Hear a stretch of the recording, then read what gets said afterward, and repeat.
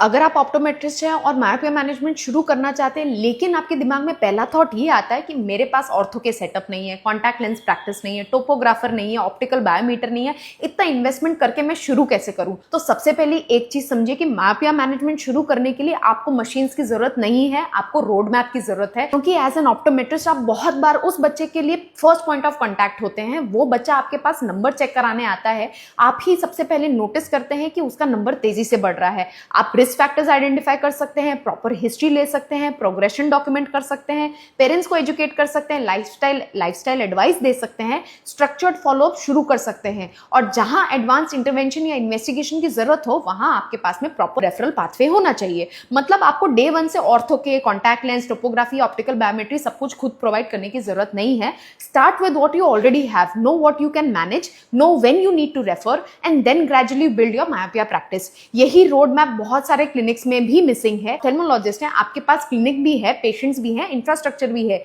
लेकिन सवाल ये है क्या प्रोग्रेसिव मायोपिया वाले हर बच्चे के लिए आपके क्लिनिक में एक ऐसा स्ट्रक्चर्ड प्रोटोकॉल है जो उसको रिस्क असेसमेंट से लेकर treatment, selection, counselling, documentation, follow up तक का हो? बिकॉज आज मायोपिया मैनेजमेंट सिर्फ नया स्पेक्टिकल नंबर प्रिस्क्राइब करके 6 महीने बाद वापस बुलाने तक लिमिटेड नहीं है। ये एक कंप्लीट क्लिनिकल सर्विस है। और आगे आने वाले समय में मेरा स्ट्रांगली मानना है कि myopia management pathway her refraction based I practice का एक इंपॉर्टेंट हिस्सा होना ही चाहिए। इस संडे के मायोपिया कंट्रोल वर्कशॉप में मैं आपको यही कंप्लीट फ्रेमवर्क देने वाली हूँ। पेशेंट को कैसे अप्रोच करना है, किसे हाई रिस्क मानना है, प्रोग्रेशन कैसे असेस करना है, कब मॉनिटर करना है और कब intervene, spectacles, atropine, contact lens, ortho के कहाँ फिट होते हैं, कब रेफर करना है, पेरेंट्स को कैसे काउंसिल करना है और फॉलोअप को कैसे स्ट्रक्चर करना है। और नॉलेज के साथ साथ आपको रेडी टू यूज फॉर्म मिलेंगे, रिस्क असेसमेंट फ्रेमवर्क मिलेगा, ट्रीटमेंट का एल्गोरिदम मिलेगा, काउंसलिंग फॉर्मेट और स्क्रिप्ट मिलेगा, फॉलोअप ट्रैकर, रेफरल पाथवे और मायोपिया क्लिनिक स्टार्टर एसओपी भी मिलेगा, ताकि वर्कशॉप खत्म होने के बाद में आपका सवाल ये ना रह जाए कि बहुत बढ़िया सीख लिया लेकिन अब स्टार्ट कैसे करूं।